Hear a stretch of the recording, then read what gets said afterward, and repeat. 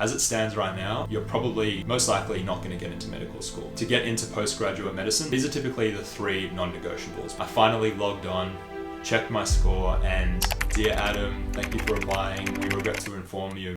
If you subscribe to this channel, or if you've seen any of my videos in the past, you'll know a little bit about my journey into medicine. But today I'd like to delve a little bit deeper into my own experiences of how I got into medical school and ultimately becoming a doctor. Now, you might have heard hundreds of these stories by now, but I do think that everyone's journey has their own little nuances. But I think the best place to start is probably high school. I think this is a common starting point for a lot of people. You're 16 to 18, you're in high school, you're starting to think a little bit about what you want to study after high school and university, what subjects you want to be taking. This was the case for me, and in high school, funnily enough, the thing that drew me to medicine were the Olympics. I love my sport and I'd always wanted to go to the Olympics, and I think I was watching the Olympics at the time. I think it might have been, the London Olympics perhaps. And I started thinking about, I'm not a good enough athlete, but, I've seen stories of doctors that work in the Olympics and with sports teams, and I think that would be a really cool career. And so I started delving a little bit deeper into it and started going to some events about sports medicine, and I thought, if I could be a doctor that works in sport, that would be really cool. And from there, I think it all just made sense. Everything fell into place. I realized I like science and I like problem solving and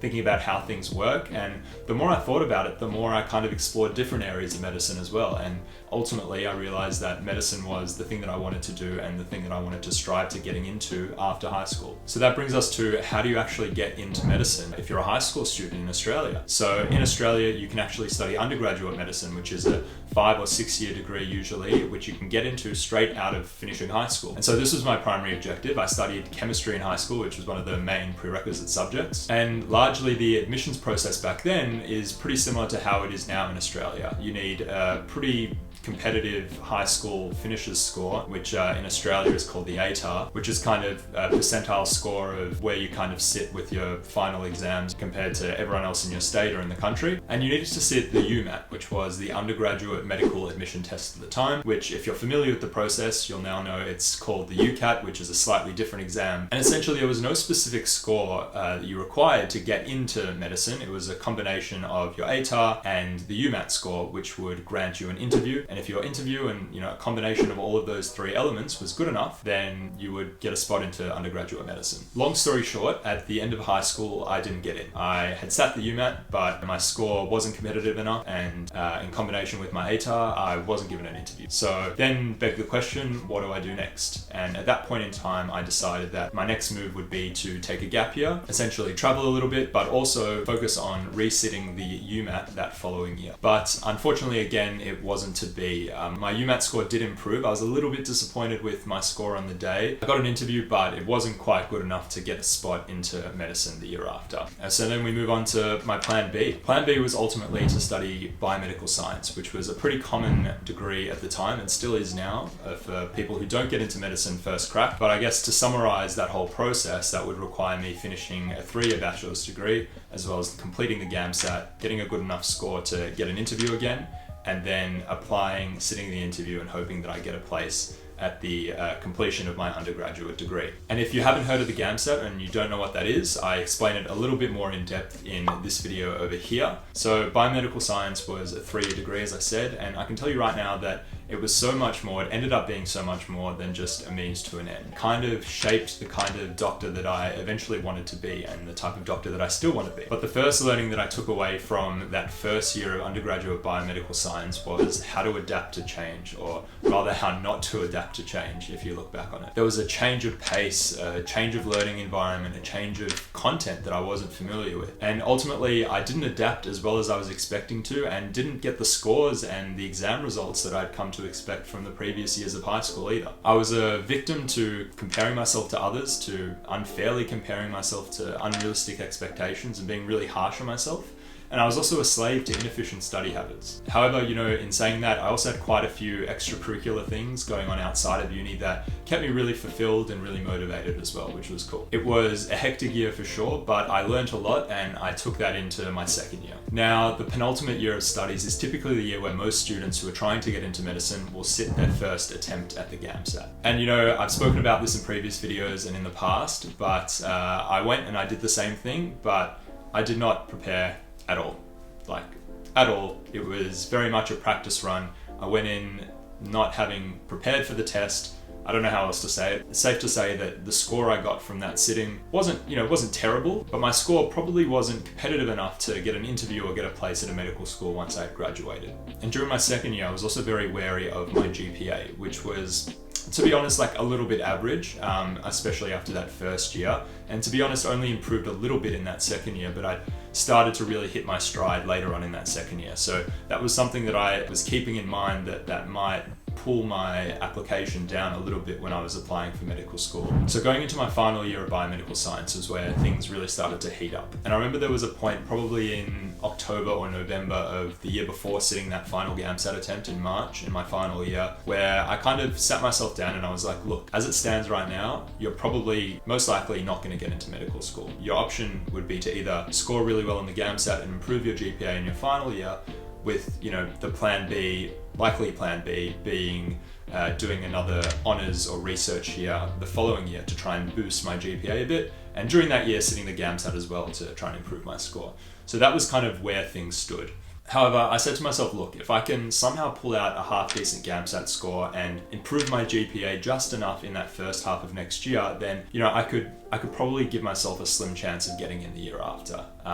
And so that's what I did. But truthfully, it would need quite a few things to go right. Let's firstly just touch on the admissions process for postgraduate medicine. To get into postgraduate medicine, largely, you need three things. You need your GPA, you need a GAMSAT score, and then you need a good interview. And these are typically the three non-negotiables. But then, there are things like CVs, other applications, extracurriculars, the situational judgment test, things like that. The GPA system that was used by most medical schools at the time and still now is a 7-point system that accounts for the last 3 years of study. Most universities will use the weighted GPA system, which takes your scores from 3 years ago, which are weighted the least, and the scores most recently in your most recent year are weighed the most. However, given that your application is processed and accepted in about June or July or August of that year, you only have your GPA from the first half of subjects in the most recent year, if that makes sense. Essentially, this made the first semester of my final year extremely important in terms of getting a good score overall. Secondly, there was the GAMSAT sitting in March. And essentially I decided that I was going to give it a really red hot crack this year. And I went to the library every morning over summer.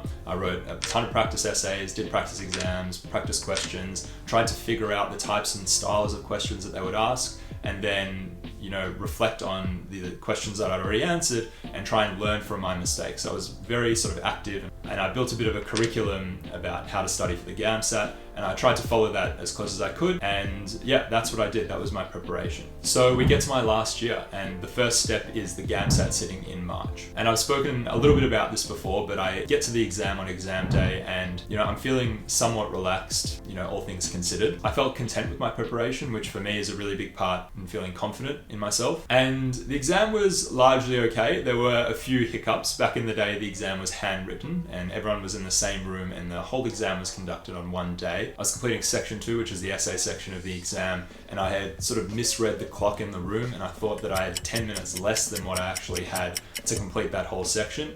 And so I can tell you that my last essay was incredibly rushed to try and finish it on time. I think I had some sort of speed writing record that day, only to realize soon after that I actually had an additional 10 minutes to what I had thought. And this stuff up kind of resulted in a bit of a lower standard essay compared to what I had expected from myself. But overall, I finished the exam day, and the GAMSAT is one of those exams where it's really hard to know how you did. And then the waiting game began, really. And results day finally came. I think it was a day late in April sometime. I somehow waited until the end of the day, once I'd finished all my uni work, to log on to my emails. I finally logged on, checked my score, and look, to be honest, I was pretty surprised. I was happy. I was happy with my results, and I was actually pretty proud of how I'd approached the exam. One thing that did surprise me was my section 3 score. I didn't really rate my section 3 as high as what it had came out on exam day, so that was nice. And I think that it provided a little bit more confidence that, if the rest of the steps in the process go right, then I might have a chance of getting into medical school the following year.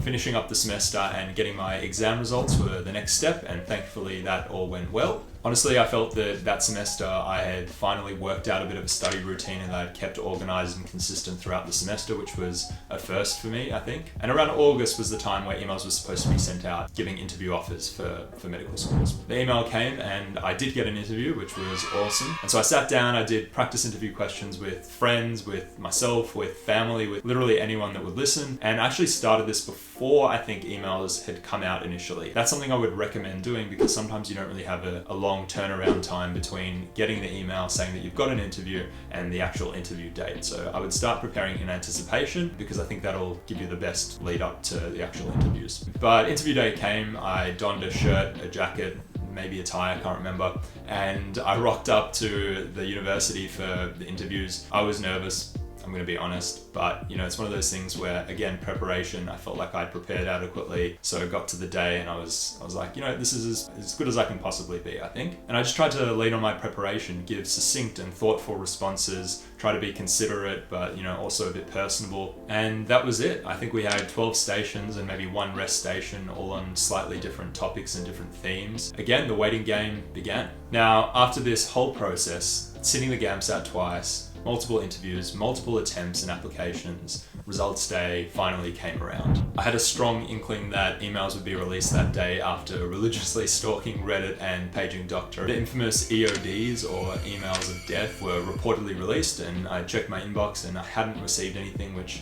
left me kind of cautiously hopeful, but also in that situation you never know. I was just kind of expecting the worst, but then eventually I got an email from my university saying that I had gotten a place into medicine, and it was pretty unreal. It was pretty cool, I'm going to be honest. It was it was a nice moment. After receiving a couple emails previously that had said, you know, "Dear Adam, thank you for applying. We regret to inform you, blah, blah, blah, blah." It was nice to finally get a positive one. And it was also quite a nice bookend to a pretty significant portion of my life that had been dedicated towards this goal. So then it was a matter of finishing my degree. What happens in the final semester, you might ask? Yes, I still had to finish my degree. I still had to complete my subjects. I wasn't allowed to fail. The requirement was that my GPA couldn't vary too much from the GPA that I used in my application, and thankfully that was all okay. And yeah, I ticked all the boxes and I was going to be studying medicine the year after. And there were definitely a few learnings and takeaways from this whole experience, and kind of reflecting on it now 5 or 6 years down the track, there is generally a status quo, but don't be afraid to step off the train and do something a little bit different. For example, in my biomedical science degree, I really enjoyed things like public health, and I tried to make the most of my experiences studying biomedical science as opposed to making it a means to an end to getting into medicine. And I think that if you have that outlook, then you're going to find the whole process a lot more fulfilling. The things that are going to be your biggest strengths are the things that differ you from other people,